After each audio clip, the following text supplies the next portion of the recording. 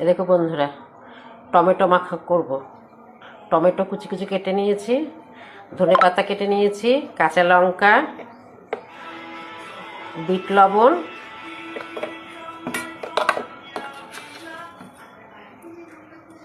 একটু চিনি দিয়ে এবার এটাকে মাখবো। পরে দেখ।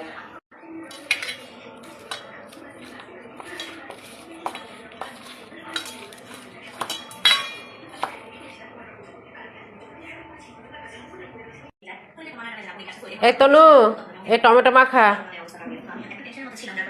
আয়, খাবি আয়, খেয়ে দেখ টেস্ট হচ্ছে কেন।